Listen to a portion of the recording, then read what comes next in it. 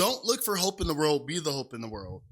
I'm gonna just do something like that. That's what I'm gonna remember. Hope. Don't look for hope in the world, be the hope in the world. Okay, everyone, this is your boy.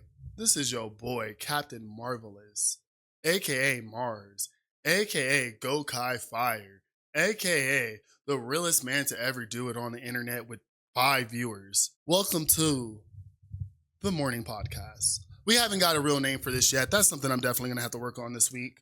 But welcome to the morning podcast. We just had a really fun time rating Kanto Pokemon for the first hour. If you're catching this on the playback, you are more than welcome to go check the VOD out on Twitch. I probably left it up. But if you're not catching this live, you're missing a whole entire hour of the podcast if you're not catching this live. We do a pre-show where we talk about really nerdy stuff. I talk about my day. I talk about what's going on in my life. I do a little talk, a little yap with the boys. So if you're not catching this live, please catch us live on Sunday mornings. We're definitely live by 10 a.m. every day, and we do a little bit of fun before we get into the podcast. But today, on the Marz Variety Show, we are just going to be talking about, one, Wonder Man. Wonder Man has an interesting trailer that dropped this week, taking on superhero fatigue. And I think it's a very interesting movie. It's a very interesting show. It's a very interesting character to take on. And framing this in the movies, framing this in Hollywood, it's really fun. I like when Marvel takes chances. Marvel does the best when they take chances. Even their flops feel cool when they take chances. Like Loki Season 2. It feels much better than some of the other series. So, let's see what the Wonder Man is all about. And then we might talk a little bit about Best Pictures. Award season 2026 is coming around. I do think award seasons are kind of a little pretentious. It shouldn't dictate the type of movies you should go out and watch, but I think we could ruffle through it and find a couple of good gems. We're also going to have a little yap session about Fiona and Cake Season 2. I'm going to talk a little bit about why I'm not a big fan of Season 2s and why Season 2s, especially in the animated spaces, have been flopping a lot lately. I don't know why. We are also doing another quickie on Justice League. Justice League Season 1, Episode 8 and Episode 9, or Production 18 or 19. And Justice for All. I'm trying to get my friends to watch Justice League with me. So I think if I can break this up for them and try to get them in and get them to watch this episode, it might get them to, look around, watch some DCAU. And then we have a breakdown in Promare. I did watch Promare this week. An amazing movie. So we're going to talk about that. So let's get going. So yeah, Wonder Man is coming to Disney Plus later this month. I don't know if I'm going to do an episode by episode breakdown for it. We might try something out like that. Or I might just let a couple episodes go. We do a quickie. If something big happens, we'll do a breakdown. But it's going to be a lot of quickies for Wonder Man, talk about it. If you have not seen the trailer, I urge you to go look on it on YouTube. I don't want to get my podcast copyright strike. Maybe before we do the podcast, we'll watch all the trailers together. But let's read this article from the AV Club. The AV Club usually writes pretty good articles. And I'm not going to read it word for word because you should read it word for word. But outside of talking about Wonder Man's first appearance in Avengers number 9, and talking about he got added to the West Coast Avengers because he was more of a movie star. He's a crook infused with superpowers. Well, the original Wonder Man is he's like a cyborg who was printed with Vision's brain patterns. He ended up falling in love with Scarlet Witch. He ended up having an identity crisis. Comes back, ends up becoming an actor, and he's the West Coast. He's one of the main guys on the West Coast Avengers. But it looks like what this show is trying to do is they're leaning more into that actor angle. And when you read the trailer, or when you watch the trailer, one of the big things about the trailer is that it talks about how superhero fatigue is hitting the big leads. The movie and TV series or space is really hard on that superhero fatigue, kind of mirroring the real world. And how a legendary Stanley Kubrick level director is going to redo Wonder Man, a 1970 superhero movie, and he's looking for a leading man. So Simon Williams is going to be auditioning for that. Simon Williams. So no, at this time, superpowers are going to be banned in Hollywood.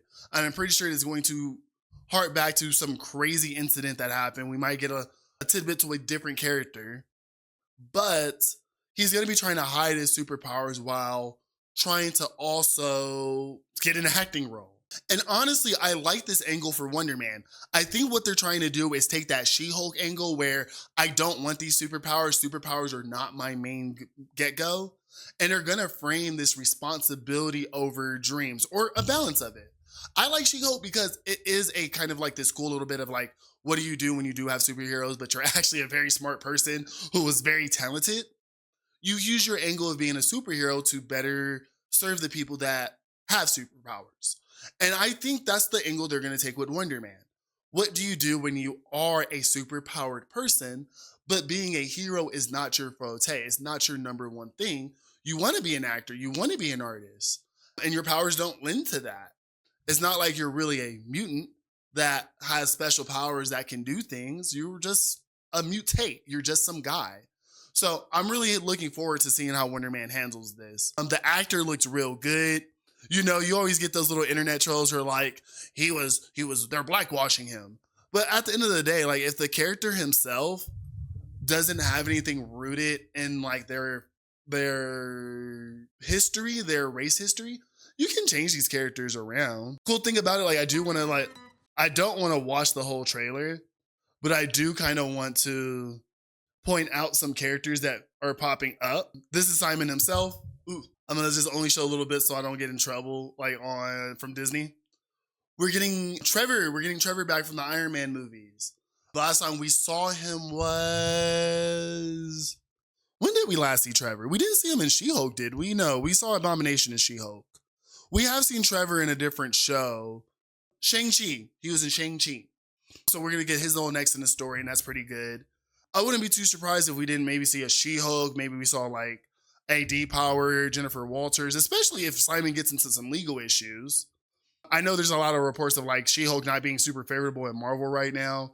But I think, Marvel doesn't really take their losses on the chin. They like to rework them and try their best. So I wouldn't be too surprised if we were to see, a little bit of She-Hulk.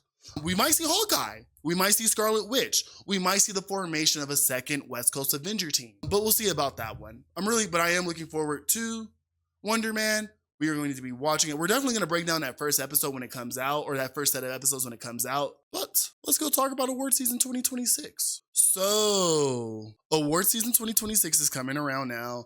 And honestly, there are some good movies you guys should watch this year. There are some good movies that you guys could check out on HBO Max, on Netflix, catch some stuff on, like, or rent something on. I've been really a big fan of renting things on Apple iTunes for like $4 or just buying them for 10.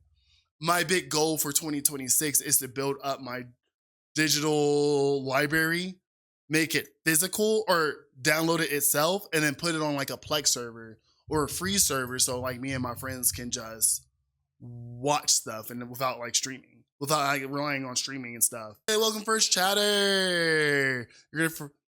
Okay, so I'm famous for mispronouncing things. So we're gonna go Don Comify 888. Don't spam too much, but thank you for coming. So let's talk about some of the best pictures of the years. Let's talk about what movies you guys should watch and not. So we talked about this on the stream already quite a few times, and I really do want to do a breakdown on it. But One Battle After Another with Leonardo DiCaprio, it was in the theaters for just a little bit, but now it's on HBO Max. Really good movie, really good father-daughter movie. Stoked in some like real like anti-imperial vigilante. And thanks for the follow. Rooted in some real good like vigilante leftist like Mainframe versus the Man. A little bit of like it's good. It's good. It has that coat of like drink water. It has that leftist coat, but it's really a story about a father trying to protect his daughter and how blood is not always like the defining factor of family. Sinners is here. I also think you should definitely go see Sinners. I've seen this movie quite a few times. I'm gonna probably go watch it again this week. I'm seeing Michael B. Jordan play 2 different roles at the same time is amazing. Ryan Coogler Ryan Coogler, just give this man his own studio. Just rip Tyler Perry's studio away from him and give it to Ryan Coogler. Let this man cook because this man really knows how to do it. I like how this is not just a black story. It's a story rooted in Black America. There is a little bit of multiculturalism and it does show that aspect in different ways. So I will never be mad at this movie. Please go watch Sinners. Michael B. Jordan deserves all the love. And you know what? Put him in another Marvel movie since we're rebooting things. Not Frankenstein. Not really a big fan of Frankenstein. Train Dreams, Begone. Y'all never not go hear me tell y'all not to go like sit on Netflix and watch K-pop Demon Hunters. If K-pop Demon Hunters has one grown black man as a fan, it is me. Because this pops. I like singing that little Soda Pop song to my daughter. She cracks up to it. But honestly, I put it like this. If you were a young man and you found yourself watching like Totally Spies, Powerpuff Girls, like those female action shows, K-pop Demon... Ooh, let me make that a TikTok. Look, I know K-pop Demon Hunter is not for everyone. We made a couple TikToks, little videos on it, a little bit of everything on it. But let's just be honest here. If you were a young person who found themselves really enjoying Powerpuff Girls, Totally Spies, a little bit of Winx Clubs. If you was on the internet watching Ruby, go enjoy some K-pop Demon Hunters. Sure, it has a bunch of songs in it, but the songs are poppy. Go catch it. And I heard they're getting a sequel. So catch it. It's definitely a good one. I heard Elio is real fun. I know like these original Disney movies are not doing so, like they're really hit or miss. But Elio looked like it was such a good, fun movie. I really do like Zoe Saldana. I can watch something just because of an actor or an actress or voice. But Elio was really good fun this year. I need Disney to start doubling down on these original movies.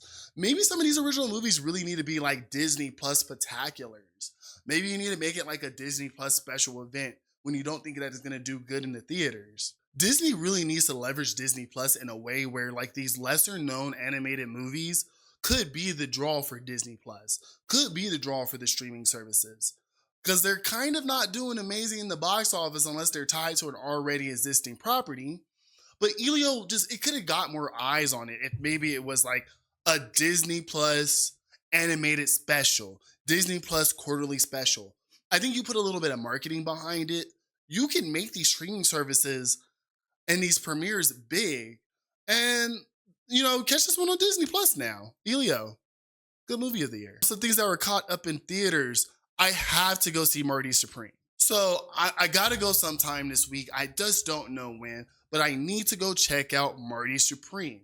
One, A24 just puts out bangers. I've never seen a movie studio just do consistent work all the time in this day and age of like streaming and like extravagance. A24 has really just been knocking it out. I love the fact that Timothée Chalamet, with his athlete mind to acting, has put on another amazing performance. I've seen the clips, but I gotta get into my seat, get a little tipsy, and get into this movie. And this is one I might have to like scour for the DVD. And that, man, I don't know, Timothée Chalamet, just a goated actor. And Tyler the Creator is in this movie. I don't know. I just think all things blessed by Little B are goated. And that rule has not been proven wrong yet. Yo, I heard Avatar was garbage. Okay, so I heard people are watching it. And don't let the global, worldwide sales really trick you, y'all.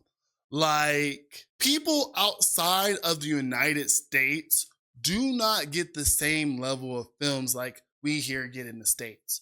So, like, movie theaters for them are big spectaculars.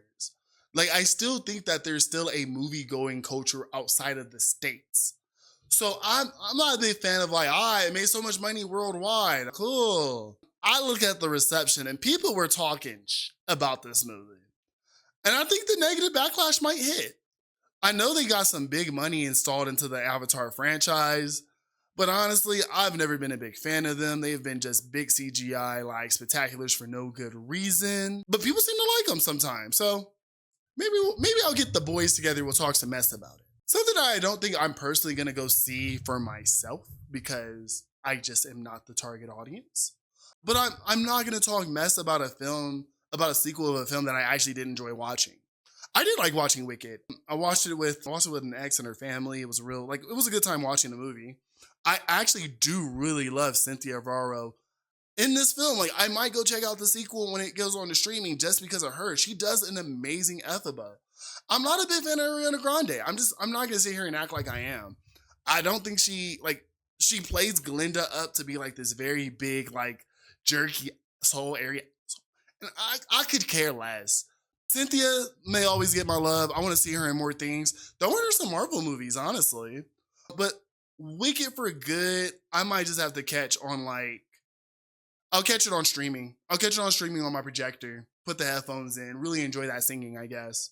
Just, what's the target audience for this one? But yeah, those are the best picture for the year, you guys. My gripe, that's kind of like my thing. Like, my big issues with, like, TV shows right now, or movies right now, is that all of the older, I feel like a lot of the older movie directors, a lot of the movie directors in their 60s, 50s, even the ones in their late 40s, are kind of just producing maybe movies that they like, movies for them, but it's not anything that's really telling, like, a reflection of real life or a reflection of what's really going on. We went into an era, and this is very specific. We went into an era of movie making or movie storytelling where we wanted to, like, tell a very specific story, but that specific story represented something broader. So think of something like a very good movie that I like to bring up is like The Soloist with Robert Downey Jr., and Jamie Foxx. It's a 2007 movie that tells the story of a news reporter who finds a homeless, talented cello player in the tunnels of LA and the budding friendship of these people. And I feel like 10 years ago, 15 years ago, you can make a movie like this. A movie about one story that, sheds a light about mental illness, sheds a light about homelessness in LA. There's a very good segment in this. This film is 17 years old. There's a really good segment in this film that takes you down Skid Road and shows you almost 20 years ago how Skid Row looked in LA, how these people are really troubled, how these people live very, like, struggling lives, and how a lot of that is not their fault. It's not their fault. I'm going to be honest with you. It's really not their fault that they're on drugs. It's not their fault that they're homeless.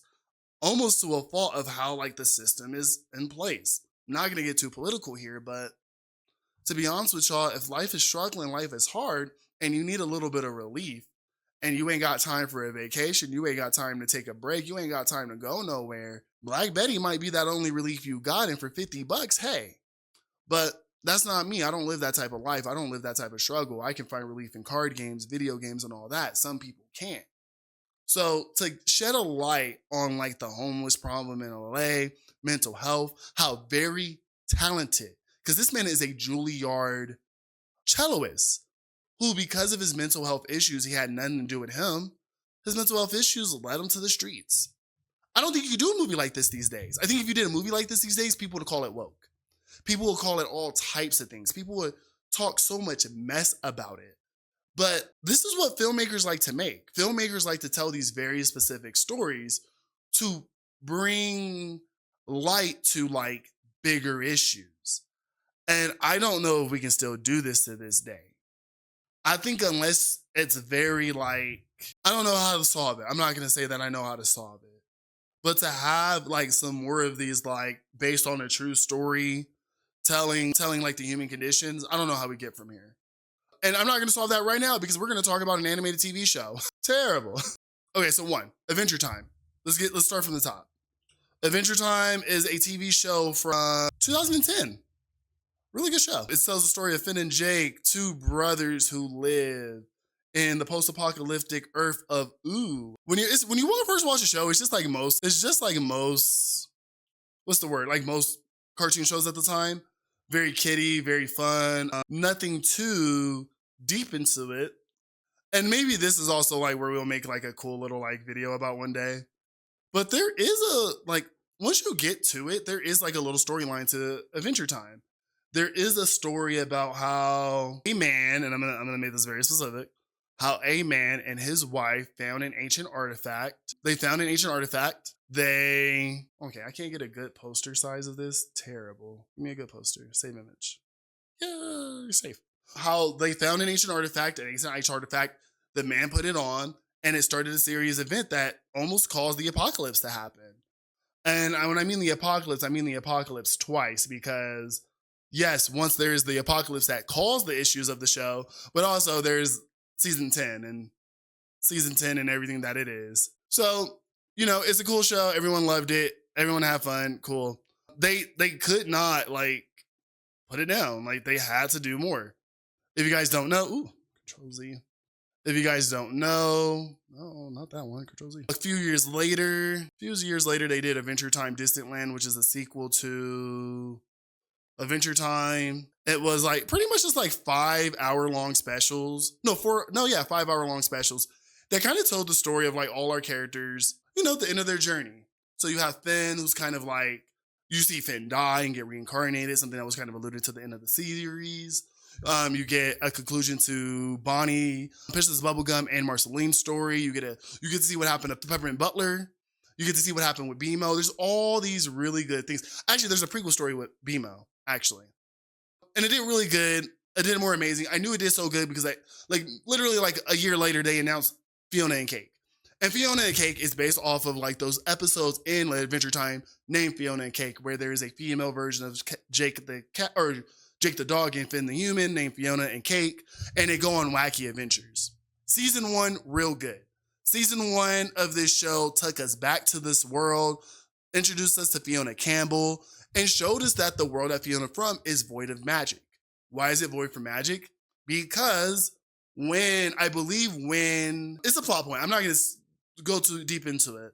But long story short, the first season reintroduces magic into this world of Fiona and Cake, reconnecting them into the multiverse that we have already been teased at the end of Adventure Time. And season 2 goes further and talks about the things that connect the multiverse. The green, or the heart, or pretty much the universal constants. This really cool thing, a concept of like multiverse, I'm going to ramble just a little bit. My favorite concept about the multiverse are multiversal constants. Anything that, like, if your world has a multiverse and there is something that happens in every multiverse, like a canon event, like Spider-Man, or like characters like, what's a good anime description? Anime they really don't mess with the multiverse a lot. That's really good. That really is like an American fiction plot point, multiverse. But like, there's always going to be a Batman in DC. There's always going to be a Spider person in the Marvel universe, no matter who that may be. Universal constants are my favorite. So they kind of play with that here in this story about, hey, Fiona is a clone of Finn. What happens when a character goes into the multiverse, gets disconnected, and has to find their way back? A little bit about it's also a plot point about Finn dying. Season 2 was meh. Like, even the plot synopsis is not even that great. After breaking free from their unorthodox origin in Ice King's fantasy, Fiona Campbell and her trusty sidekick, Cake the cat, settle into the new life in their world. While keeping in touch with Simon, new challenges arise. They must team up with Huntress Fistum to save Finn. And where I feel like this Finn... So yeah, this is my ramble. Season 2 is kind of floppy. We had to do a Finn plot line. I feel like they had to do one because people wanted more Finn and they couldn't make him the main character. So, they put him in trouble so they could put him in the plot. But I don't know. I feel like in this season, it was more about like putting Fiona in more of an emotional conflict, which is cool sometimes. Don't get me wrong. I'm not trying to say that like everything has to be super action packed, but like Fiona's emotional conflict just seems a little too immature for her in the season. She's feeling imposter syndrome after saving the world in season 1. She keeps trying to help her friends try to establish their normal lives, and she keeps messing up every way. She can't get, at one time she can't get her DJ ex-boyfriend to come to the performance, so they have to improvise. Another time she has to help Huntress Wizard get back to Ooh, so she ends up ghosting her friends for hours and they end up just adapting without her. And then when she has a crash out moment towards the end of the season where she pretty much wrecks her friend's house and then tries to make it up with breakfast like an episode or 2 later. And it just feels like Fiona feels like a little kid. I feel like they wanted to write a teenage Fiona, but because we've already established that this world is normal, they had to write Fiona as a teenage girl with adult responsibilities. And it was kind of just like all over the place. I know they were kind of like paralleling this with Finn's journey and Finn like feeling like he has to be like Finn having to feel like he always has to be a hero. And you even get a little tidbit about like Mind Finn being like, sometimes I just don't know what to do. Sometimes I just don't know how to help people. And Fiona has to remind Mind Finn that you just got to listen to your heart, dude. And he reminds her like when you're struggling, like listen to your heart. So there is some good moments in this, but because this central plot about Finn dying isn't really tied to anything higher other than like Hunter's getting an upgrade and knowing that the multiverse may be connected in more ways than one, there's a tidbit at the end of episode 20 where we get introduced to Marceline's dad again, Hassan Abendare, and he comes to, Marshall Lee, Marceline's human counterpart, with a deal. And I don't know if this is going to be like, okay, we're going to try to flesh out more things from Adventure Time, but it really feels like season 3 is going to go full throttle with the multiverse or connected worlds, where this season kind of was very grounded in this earth. And I don't know, it just felt like a flop. Like, even me describing it, I can't think of like that last episode's big hit, that last episode's final like come together story. It really flopped for me. And it's not that like Fiona's not a fun character to watch. Cake is even goofier to watch than Jake sometimes. But because this season really felt like it didn't have like a tie to an overarching story, or that because season 1 was so self-contained and they didn't know they were really gonna get a season 2, they needed to use this season to set up a lot. And that's my major gripe about season 2s. Like, dead ass. I really feel like the big issue for animated season 2s is that they're mostly setup seasons. And they're setup seasons in a way where like we don't get no real good conclusion about the storylines that we have currently, but we have to get this franchise going and give it time, so that we have to have a somewhat slump, a somewhat flop.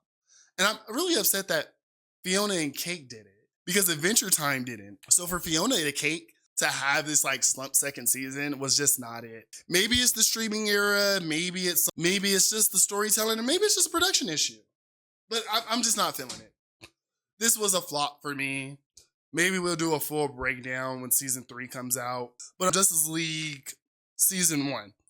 I've been trying to get my coworker, Joseph, to watch like DC stuff with me. And I've been like, I've been tatting him all over the internet or all over the universe. For a little bit, there was like, we were watching Peacemaker. That was our thing for a while. Like, Peacemaker was our thing for a while. I got him to watch all of Harley Quinn. And we go back to work tomorrow, so I don't have anything for him to watch. I'm really hoping that like he's done. Oh God. I'm hoping that by the time that we get back, he's somewhat around Justice League. So for that, I do want to kind of do some Justice League breakdown. And for you guys who haven't watched it, Justice League is like this in the middle, like it's a show in the middle of the DC animated universe that shows the formation of this universe's Justice League. Batman, Superman, Wonder Woman, Hawkgirl, Martian Manhunter, and The Flash. They come together in these seasons to fight threats that none of them can handle alone.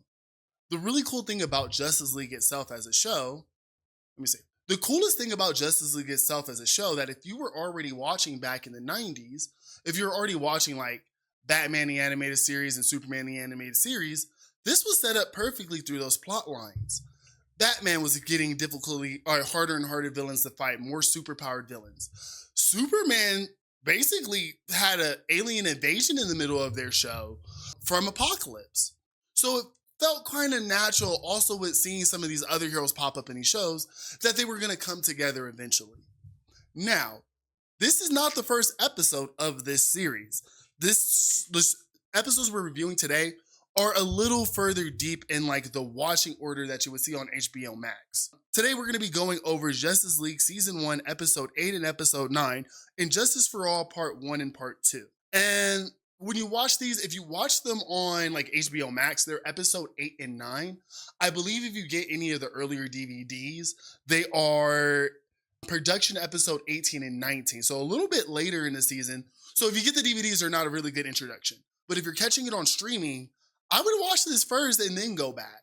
The reason I say that is that I think this gives you, even though like Batman the Animated Series is a fine show, Superman, the animated series, pump it up a notch. I feel like if you really wanted to get good character work, good character interaction, you watch Justice League. And if you really want to see all 7 Justice Leaguers together for the first time since the premiere, you watch this 2-parter. Cool thing about Justice League, like every episode or every story doesn't have all 7 Leaguers. Sometimes you don't need all 7 of them. Some of them, like Batman's a part-timer for most of it. So for the first 2 seasons, you don't see him a lot. But this is the first time you see Batman really in hardcore action since the premiere. So let's talk about why you should watch this episode. One big draw for this episode is that outside of just seeing the 7 Leaguers, you also get to meet the Injustice League, the first villain group up in this show. It consists of Grundy, Ultra Humanite, Cheetah, The Shade, Star Sapphire, Copperhead, and Lex Luthor for the first part. And they're actually a really fun group. Each one of them is kind of like a villain from somebody in the Justice League. I am not going to be a super comic book nerd and tell you like each and every single one of them. But like Star Sapphire's for Green Lantern, Cheetah's for Wonder Woman. I believe Solomon Grundy is for Batman in this case. In this first one, Copperhead might be the Flash. I don't know Copperhead like that. But Lex Luthor is clearly there for Superman. Yeah, Starry, we're talking DCAU stuff today. So episode 18 gets off. We introduced the Injustice Gang. They all hanging out. So let's talk about the plot a little bit. So let's get into this. This episode starts off with Lex Luthor finally being outplayed by the Justice League. Lex Luthor thinks he has Superman on the ropes with the kryptonite rock in his hand, but it turns out it's John Johns, the Martian Manhunter, in disguise. Batman recorded Lex Luthor confessing to like bribery, weapon smuggling, and as Lex tries to escape, he gets a seizure. It's really crazy. Like the chasing is crazy, but at the end, like Superman has to grab him and be like, Lex, what's going on? Man has a seizure. Superman rushes him to the hospital. And as the doctor's trying to break the news to Lex knows what's about to happen to him. But the doctor's trying to break the news to him, and Lex is blaming Superman. Long story short, Lex has kryptonite poisoning, kryptonite cancer from carrying that rock of kryptonite from all of Batman the Animated Series. And they send him off to Rikers Island where he is celled next to Ultra Humanite, and he has to live out his last of his days. And this is really cool. I say this first part of this plot point is really cool because it's kind of a continuation of Superman the Animated Series, where Lex Luthor was one of the great villains. Thanks for the follow, Starry. So it's a little bit of a continuation of Superman the Animated Series, where Lex Luthor was a big threat. And it really just shows that, hey, Lex Luthor was too much for Superman, but the League, not too much for the League right at the moment. While in prison, Lex is trying to get Ultra Humanite to escape with him. Ultra Humanite's like, bro, I'm comfy, but if you pay me, I guess I'll help. And they ended up breaking out of the prison, assembling the Injustice Gang, our little group right here. And in their first little group together, in their first fight with the Justice League, Copperhead, poisons Batman. And it looks like the villains that may actually win. And so, Batman gets poisoned. I think this is really cool because like Batman and that's a good way to immobilize Batman, especially in like a team fight. There's a lot, like when you watch the fight scene, there's a lot of commotion, a lot of craziness going on. Like the Flash is running around trying to help. Superman, our big powerhouse, is swinging on people. Batman is doing his best. But they do play on the fact that Batman is the only one without genuine superpowers, and he gets bit by Copperhead. And that causes them to, retreat while Lex steals the utility belt. Batman, has to recover. As they wake up, Batman's like, nah, I'm gonna go get my belt back. Gotta go gotta go confront the Injustice gang. And then eventually, he tries to sneak in, can't do it by himself, eventually gets caught. And you end that first episode with Batman being captured by the Injustice gang, the Joker appearing for the first time saying, Lex, why would you deal with the Bat when you don't come get me? So you get your first appearance of Mark Hamill's Joker. And really, I think like that at the end of that first episode, that's where you really get the shine of this arc. You get all these very talented voice actors in the room. Even though the whole Justice League cast is very fun to hear talk, they're all like very legendary voice actors. You got Kevin Conroy. Even though I think they did swap out the Flash from the guy from the Superman series. They all just sound like their characters. And when we're talking about the villains, I think some standout performances is always Mark Hamill's Joker. Goated always. I can hear that man play skips every day of the week. Ultra Human Knight. I don't know the actor for Ultra Human Knight, but I don't know why when I'm listening to Ultra Human Knight's voice, I get this sense that he's not just Grundy. He's not just Gorilla Grodd. And I think because I'm a kid who grew up on The Flash, I know who Gorilla Grodd is. I think having your actor be able to just be a little different than a popular DC character, you got to do a little offshoot. I like that. And then Lex character, oh my God, Lex, legendary voice actor, all types of range on that guy. But Lex really does sound panicked. He sounds crazy. Kind of a precursor to how Lex will be for the majority of the Justice League and Justice League Unlimited run. While Batman is restrained from the League, Lex strips his utility belts for secrets. They figure out through Batman's belt that they have a Watchtower access device. So Lex sends up a strike team up to plant a bomb inside of the Watchtower. Now, there's this cool little scene between Act 3 and 4 when they plant the tower where Batman is kind of talking to Ultra Human Knight and Grundy, and he's kind of trying to pit the Injustice gang together. And that's another good reason to watch this particular episode. You really do get to see all three of Batman's superpowers at work. When he's talking to Grundy and Ultra Human Knight, he's trying to pit them against each other, playing mind games with them. Hey, how much is Lex Luthor paying you, Grundy? I bet he's not paying you more than Ultra Human Knight. Ultra Human Knight, if Lex is paying you, I might be able to double it, Chief. Bat is playing mind games with everyone. At a point, he even gets Cheetah to kiss him on camera so he can use it for a little bit later. But as they sent out the strike team up to the Watchtower to blow it up, they get a tip off. There's a last minute warning. There's a tip off. The Flash ends up saving the day, and Lex finds out there's a mole inside the Injustice gang. He starts losing his, blaming all types of people, and that's when that footage from Cheetah from earlier kind of plays in. Lex is like, Cheetah gave it to him. Batman seduced her. That Bruce Wayne charm, Batman's second superpower. He has that Bruce Wayne charm when he needs it, that Bruce Wayne wit. You never know what he might do. He might be a stone cold killer, but he's also a playboy millionaire. So Joker pops up, say, I'll help you take care of the Bat. Attempts to kill the Bat, but it's by Grundy. Batman's like, hey, Grundy, thank you for helping me. I would have died. Can you give me some water? The minute Grundy gives Batman that water and Batman looks at Grundy, he just looks at him. He's like, you gone messed up. Spits the water on the force field that he's in. And just with his mind, he's like, John, come help me. And then everyone just jumps in. You get that one last final fight scene. Everyone's getting their scene. Everyone's getting their action shots. My favorite part of this is that Joker is still a goofball in this. Joker is like, hey, yo, I'm just going to kill the Bat. Who cares?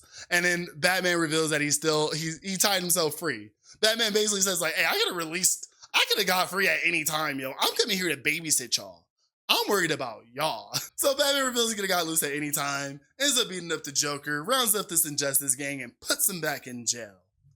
This is also, during this final fact scene, we also get the first look of Lex Luthor's power suit. And I thought I brought this up a little bit in my Superman 2025 review a couple weeks ago, but the power suit is a little iconic, and I'm surprised it's taken us so long to get it on the big screen. So I'm happy that, James Gunn might be playing around with that. But you do get the Lex power suit powered by his kryptonite blood. And, he ends up getting beat up. He ends up getting wrecked. My favorite scene is towards the end when all the villains are going away. They're dipping out. And Batman goes to Ultra Human Knight, or Ultra Human Knight goes up to Batman. He said, "Were you serious? Were you gonna pay me double?" And Batman's third superpower pops up: the ability to pay niggas. Like that money, like Batman's superpower is money. And to get Ultra Human Knight, who was already not on board on this plan in the first place, who already had a comfy spot over at Rikers Island. Yeah, he's gonna betray these guys for some cash. He wants to go back home. So I'm kind of happy. And that little tidbit at the end where he takes that money Batman gave him to donate to the opera that you saw at the beginning of the first episode. Like Ultra Human, I just did it for the love of the game, and I loved it. But yeah, I think if you're trying to get into the DC animated universe, you want to get a team story going, this is what you watch. The visuals. Watching this in 2025 was a delight. This animation style, this art, and maybe it is a little bit of a Blu-ray upgrade on HBO Max, but this art style still pops in 2025. Simple colors, not something too complex. Every character has a little bit of storytelling in their outfits. The DCAU art style really ages well. And also, when we talk about Joker in this episode, I like how it's a fusion of both the palette, like the design of the original Batman the Animated Series Joker, with the actual really good color design of the new Batman Adventures. Not a big fan of the new Batman Adventures Eyes Joker, but that color scheme, amazing. Some of the cool themes of this episode, it did reinforce that Batman is a part-timer most of the time, but he's the best part-timer. Whenever he's on screen, he is setting the tempo for the battles, even if he gets hurt. Because honestly, I wouldn't be too surprised if he didn't get caught. He didn't get bit by Copperhead to like figure out where these guys were going. He knew he got poison immunity. He got some tricks. And it shows off Batman's best superpowers. Being able to get Cheetah to kiss him, a little bit of little playboyness, paying off the Ultra Human Knight, playing the mind games of the Injustice game, playing on Lex Luthor's paranoia because he has cancer.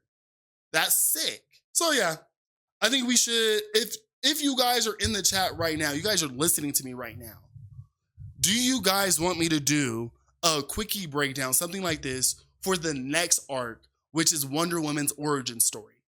If you guys like this, should we go over Wonder Woman's origin story in Justice League?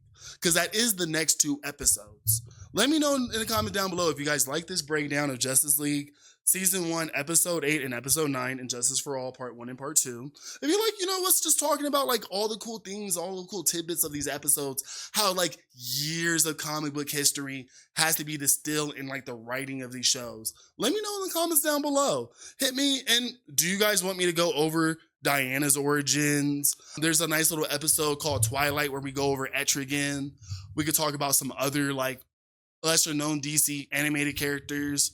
Let me know in the chat, guys. Let me know in the comments. And then we are now getting towards the last part of our show, guys. I wanted my podcast, my stream, to be a place where I could share like good stories with people, with my friends, with my audience, stories that like just burn away all this Zionism, all this challenging. Let me redo that part. I wanted this podcast to be a place where I could share stories with my friends, with this audience, stories that just burn away all this cynicism, all this like negativity in the world, and leaves you wanting to watch things that are hopeful, make you want to watch things that are good. Promare just doesn't entertain you at the end of the day. It lights a little spark in your soul that makes you want to do better when you get done watching it. Makes you want to be the change in the world that you see. So let's talk about Promare. Long story short, if this movie looks a little visually similar, Promare is a Studio Trigger movie at full throttle. It has Hattori Yuki Yashimi and writer Kazuku Nakashima.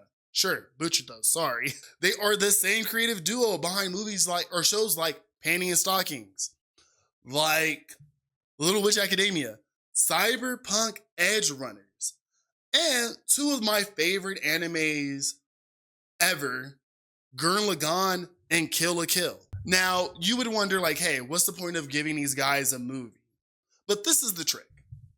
When you give these guys just 2 hours to tell their stories, the themes of their life works shine brighter. It gives an animation team time to do some really crazy stuff with some CGI and 2D graphics and trying to mix them together. And honestly, it is kind of an American anime cult classic about how, systems sometimes manufacture the villains and how heroes have to look at the world always and see if they're protecting the people or the ideals. So let's go on with this plot real quick. So, 30 years after the Great World Blaze wipe out half of humanity, the world lives in fear of the Burnished. They're people with uncontrollable fire powers. Gallows Timo, an idealistic firefighter in Promare, idealizes the city governor's Cray Forsyth, who once saved his life. Gallows battles the so-called terrorist group called the Mad Burnish and captures their leader, Lo Fiato, believing that he is here to protect civilization. So, I think the first part is so fire because visually it introduces you to Gaios, who's, if you watch anime, Gaios is not some unique protagonist. He's bullheaded, he's hot-headed, and he really truly thinks he's doing good. And it is kind of countered with Leo.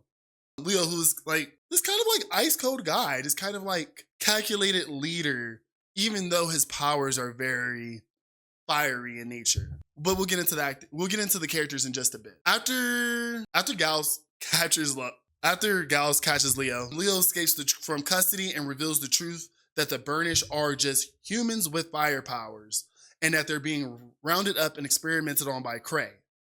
Gallo starts to, doubt him, his savior a little bit and starts to confront him. And under investigation, he learns that, they are turning the Burnish into fuel for a ship for, a certain group of people. We'll get into that ship plot point in a minute. So basically, they're using the Burnish as living fuel and experimenting on them. But let's talk about some of these characters. Let's talk about some of the acting. I want to talk about the characters. I want to talk about the acting a little bit. So Gallows, he's our hot-headed firefighting protagonist, and he got this really unshakable, reckless sense of justice. I like him because he kind of has he is a personification of a fiery firefighter. He believes that heroism is something that you throw your whole body into. He's just a good boy. R.I.P. Billy Kamez. He is the talent that brought this character to life. R.I.P. He did just pass away a couple years ago, but you may know Billy from some other amazing roles. My favorite role from Billy is the fact that he played Josuke in JoJo Part 4, one of my favorite JoJo parts. And that protagonist energy shines through Gallows. Gallows has this very naive but good nature to his core. And once he learns about the truth, he starts questioning the system and he wants to be able to protect humans, protect lives. He is kind of counterbalanced with Leo Forte, the ice-cold Burnish leader labeled as the terrorist. He's trying to save the Burnish people from the human experimentations, and he's not afraid of using his powers to do it. His voice actor is Johnny Young Bosch. And you know Johnny Young Bosch. First of all, Super Sentai fame. Johnny Young Bosch is the first Black Ranger and also the Gold Ranger. And Johnny has done a lot of good other voice roles. He brings that energy he has from Lelouch Code. He brings that revolutionary but calculated energy from Lelouch from Code Geass fame, and he even brings that idealistic voice energy from Ichigo from Bleach.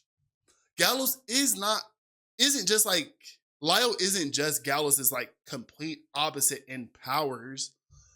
They are two opposite sides of a coin trying to get to the same goal. They both end up challenging authority to save the world. Leo is just a little more colder about it and doesn't mind using force to get to where he needs to go. And then we go talk about the villain of this show, this villain of this movie, Cray Forsyth. He is the acting governor of Propolis and the archetype behind the Burnish experiment. He is one of those guys who's very careful about the way he performs his heroism. When we're talking about firefighters, he reminds me a lot of Captain Burns from Fire Force. But Cray is actually kind of evil. Crispin Freeman actually brings like his vocal range into this character. I feel like that Lord Genome type character when he's playing him. But Cray actually, like when I was looking up like his roles, Cray actually has a wild, crazy range. But something that really shines through is that rigid, self-righteous delivery. And man, it's just fire. So let's talk about the plot point. Let's talk about plot point 2. Hey, my mod is here. Everyone say hi to Root. Everyone say hi to Root now. So let's talk about the next part of this plot. We're talking about like the Burnish experiments. So after saving most of the Burnish people, Leo is pushed to his limits and transforms into this giant, beautiful, flaming dragon, burning Papopoulos down while trying to get Cray's attention. During this time, Gallows escapes from prison too after confronting Cray, and his whole worldview is kind of breaking down. So he ends up going to like team up with Leo, and they start getting into some stuff. When we get to this part, this is when the visuals I feel like shine the best. Most of the character designs are rendered in 2D. They're like drawn 2D, as you can see by the poster. But like the transition into like the flaming fire dragon is beautiful. Instead of leaning into like really heavy red and oranges, I'm happy that this CGI is like hyper saturated with purples and yellows and blues. It's a different way to show fire, and it's really like that stylistic punch is nice. And also on that flip, when you do see colors like red, it is a little more serious. Like red and browns and darker colors tend to show very more serious or old parts of the plot. And you know, I think you don't want to show red so much because when you do have red, you kind of want to show a little bit of red. And honestly, I'm gonna tell y'all, right there on that projector, on that couch, this was a fun time to watch. Honestly, I do like how Promare also has a lot of visual love letters to both Nakashima's and Nakashima's previous work. You catch a lot of familiar motifs, razor sharp character silhouettes, very sharp edges, anime JoJo poses. And there's a lot of echoing from older projects like Gurren Lagann and Kill la Kill. It's not really just nostalgia bait. It's not just let me show you a drill to show you Gurren Lagann.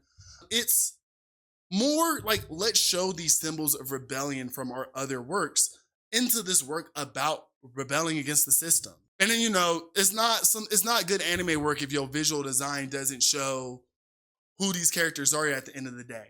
Like, let's take a look at our poster. Gauss is to the left with that blue hair. He is that big spiky protagonist, but he's a macho man. His shirt's always off. He's fighting fires in a Makio suit.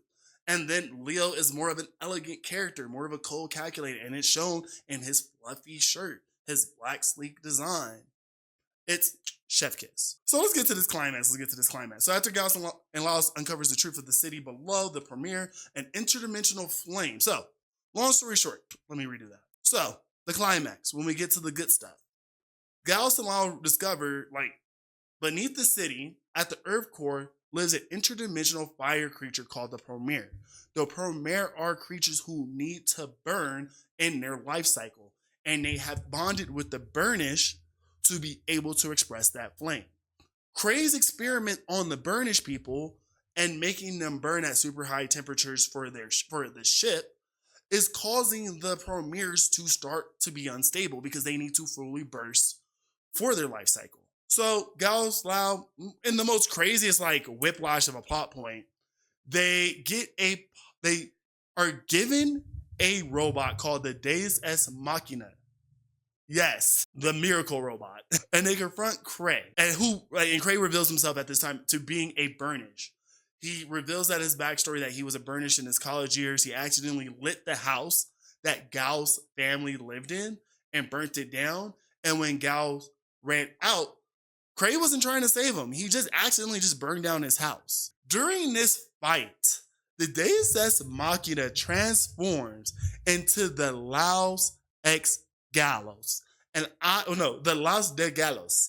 And I think that is the sickest name for a mech. I know it's just two characters, two names that slapped together like a reference, like Gurren and Lagann. But honestly, like these two polar opposites, this oil and water, it kind of is a mash. of two personalities together. When these robots and their powers mix together, it's not a complete fusion.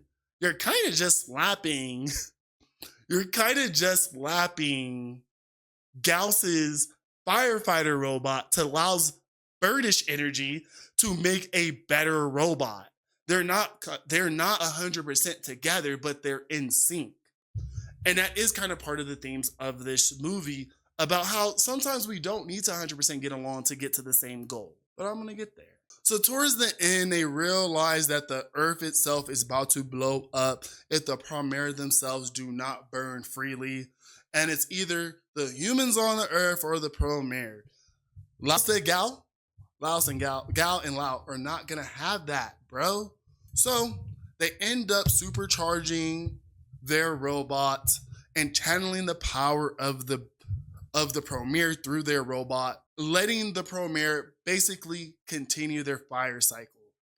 And with Kree destroyed, the truth of the Promare and the Burnish revealed to the people. Gauss and Lyles are allowed to rebuild the world together, this time without lies, exploitations, or false heroes. And I think that is just such a cool ending. They don't know what they're gonna do at the end, but they know they're just gonna do their best. And sometimes that's all that you need. Let's go over these themes real quick. This is my favorite part. So like, even though like this is on top, like it's just a narrative about how to like beat up our enemies and overcome. This is also a story about how systems dehumanize the other. How, the systems put in place can demonize groups of people to further their goals. The Burnish were just specially abled humans that were able to like channel the Promare. They weren't any better or any worse than anyone else. A good part of the film is Laos telling Gauss, like, we eat, we die, just like you guys. Why do we die? Simply because we have these powers. Gauss really does feel like Ruo from Kill la Kill, but more towards the end of her arc, kind of chilling her soul, but still super hype. And their relationship, Gauss and Lao, it feels like the sisters from Kill la Kill. They're just two girls who have one goal, and they just have different ways of getting to that goal. There's this little bit about like the sister in Kill la Kill, how like if you listen to her plot points throughout the show, it kind of alludes that she was gonna always betray her mother. Spoiler alert, sorry. Oh no, actually that is kind of bad, I'm sorry. And then the story also feels like a spiritual successor to Gurren Lagann, with those hard themes and visuals, and also reminding us like, hey, the differences is not what matters. The little differences between each human being is not what matters. It's the fact that like all living beings deserve life, and the strong of us have to protect that life. Beastman and human, Burnish and human, doesn't matter. The sound, like I didn't have a lot to say about the sound design this time around, mostly because like on a personal note, because I think this is a movie and I was paying more towards the attention, I didn't really get like a standout song. I know there is a standout song, but for me in this review, I'm talking just consuming this the way I did. The insert song just did not hit the way like Soru Days, like Don't Lose My Way. Promare has some good music and it carries you through the film, but there wasn't a song that I was like, man, I gotta put it on my iPod. That's the segment we should do on the show. I'll put it on my iPod. And honestly, as we're wrapping up, if I had one small critique of this film, I kind of wish that prequel style flashback in the middle of it was either put into the front with that same muted style. So like you kind of had like a good poppy flash when you saw Gauss for the first time. But that's such a minor critique. That's such a nitpick because this movie's main draw are its visuals and it delivers on it. The hypersaturated pop art animation looks amazing. The CGI is not going to be aging anytime soon. And everything just visually meshes with the story, especially when Lau de Gallos' design embodies like unity and adaptability, while looking at the other robot, like during the final battle, Kaiser X, it's like a rigid machine built for one goal, incapable of change, just like Kree himself. This movie got a lot of good storytelling in it. It really is this creative team at their best. And I'm happy that they're still working together in stuff like Cyberpunk, which I heard has that same thematic to it. We're going to have to hit that and probably narrow down a little more specific in that sense. But I'm really happy that this was like the first breakdown of this podcast, the first review of this podcast. Because like I said, I want you guys to go away from listening to me with the urge to want to go watch one of these movies, with the urge to want to go check this out, and being still with the same little like joy, the little spark, the little hope that I was when I watched it. So there we go. That's our breakdown for Promare, guys. And with that, we are wrapping up our morning show today, our podcast today. So real quick, let's go over what we did today, you guys. Earlier, we did our morning mindfulness, our question of the day. What was the game of your childhood? Probably gonna put a Q&A question of the day. Let me put some notes. So yeah, I'm taking notes now too. So we need to put the question of the day always on screen. We went over some Kanto Pokemon. We reviewed some classic designs and talked a little praise. We threw that in. Those are gonna be on TikTok this week. We talked about the Wonder Man trailer, y'all. We talked about Wonder Man as a show. I wasn't showing that trailer because Disney ain't gonna beat me on that one. And then we talked about some of the movies you should watch from the Best Picture nominations. So yeah, go check out Sinners. Definitely go check out Sinners. We're gonna go check out Murdy Supreme in theaters because I feel like that's going to be a super good one. We did a little Yap season about, Fiona and Cake season 2. Hold on. And talked about how animation writing teams right now really need to work on their second seasons a little bit. Our other quickie was the Justice League season 1, episode 3, episode 9 breakdown. We talked about Injustice for All. Shout out to Starry for the follow during that segment. I'm gonna talk, you know what? We're gonna talk a little more DCAU sometime soon. Just because of Starry hopping in. We're gonna talk some DCAU more either next week or the week after. Maybe we'll backtrack. I haven't watched a lot of Superman, to be honest with you guys. Like, I have not watched a lot of Superman, the animated series. So maybe we'll go through that and find like a really good story arc to watch in that show.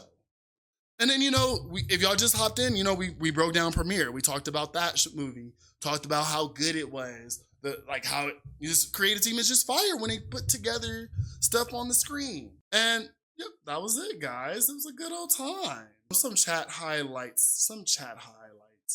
We definitely got a lot of good first timers that are, Muzafin, aka Muzan. Thanks you for joining us. Mile's Don Miguel coming in for the morning hangouts. I appreciate them all the time. Don Kofi 888.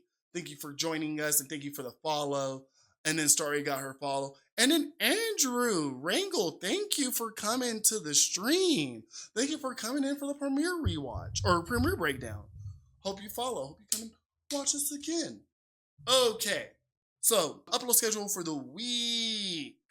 I'm literally going to go and take a walk outside, download this stream, and start cutting up the radio cut.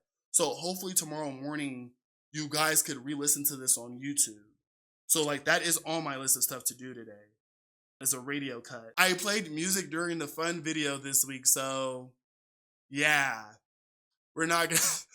Honestly, I just need to get one video out this week. I don't need to overwhelm myself.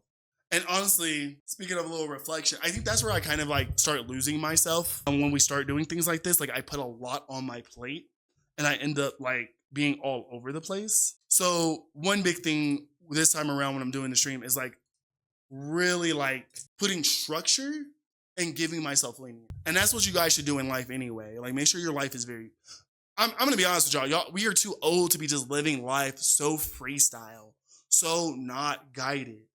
I'm not saying you need to know what you need to do every single minute of the day, but you should be intentional in the way that you move in the world. And I'm definitely trying to do that better. So, I'm not going to, if I can't get 2-3 videos out a week on my YouTube channel just now, it's not meant to be just yet. The goal is one long form video, keep the short videos up every week, get you guys some good entertainment. So podcast cut down is going to be there. Guys, I'm going to go follow me on all the stuff. Go follow all the links, all the stuff. Go follow me on YouTube, guys. I hang out with TikTok people, so it's kind of hard to be hey, if you YouTube Shorts. But then again, I have to remember my kid, like my oldest daughter is a YouTube short girly. So she doesn't have a TikTok account. She doesn't have a TikTok account. I'm a crazy thing. I'm letting my freaking 11-year-old have a TikTok account. Piss. So I'm gonna leave you guys with the link tree. And that gives you guys everything. There's the stream link. There's the YouTube. I want you guys to go follow the YouTube. There's a TikTok if you guys are TikTok people. I post on TikTok very often. Like TikTok is kind of like was my main platform for the longest. So go follow me on TikTok. That's when you're probably gonna get a lot of like really random stuff. Instagram, if you're an Instagram person, a lot of the TikToks get portrayed over on Instagram. And eventually I will start making gaming content again. Actually, we talked about it at the beginning of the stream, but a big reason why I bought a retro device, I bought a Android gaming device, was that I can plug this visual out to my screen, project it, and play games for the stream. So it was really good. Like it was a really good $200 investment. Because I do want to get back to gaming. I want to get back to streaming with you guys. I want to be able to sit down and chill. So I don't know. Honestly, if I had like the best dream of when I might start gaming content during the week, because it would be like a chill week stream, maybe February. Like maybe once my youngest has her birthday and I get done with that planning and stress, maybe I'll throw some more energy into the stream and we could do like a second night where it's just gaming. We just game and talk and chill. And it'll probably still be podcast format. I'll probably still talk about stuff every once in a while, but it'll definitely be very chill like. And that's about it. Next stream, I don't know what I'm doing next stream. Breakdown wise, I kind of want to do the Vince Staples show, but I don't know if it's too abstract to like do a breakdown or it's better to do a quickie or better just to watch an episode and kind of do like some, oh, what was he trying to say in this episode? What is he trying to say about Black culture and this blah, blah, blah. So Vince Staples show is on my head right now. This first week, I'm back at work during the day. So a lot of stuff that I'm going to be doing right now is like a lot of planning during the day. I'm going to try to have like a month worth of podcasts is planned out and ready, or at least the outline's kind of done. Like it's kind of hard to do current events day, but like quickies and breakdowns should be easy and I should be able to draw on them pretty quickly. So that's just me right now. That's just me yapping about what I'm prepping on. I need the stream to run for 3 hours, so I'm gonna play. We still have about 20 minutes I need to be on air to get my 3 hours for the week legally. It's like my community service. So we're gonna do what we always do. We're gonna close out on some music. I really appreciate you guys. Like, I don't know how much to tell you guys. Like, I really like the fact that you guys come out and listen and throw me on. It's crazy that like I look at the VOD reviews and like they hit double digits. So like you guys might be catching me live, but people are watching this on the playback, and that's really cool. I'm gonna appreciate that in the new year. So I'm gonna think of intro catchphrases and outro catchphrases so I can sound cool. Because Love Peach and Chicken Grease is just so old now. I like you guys. Thank you guys so much. This is Captain Marz, officially now. This is Captain Marz, and I'll see you guys next week. Peace. I'm closing out with some music though.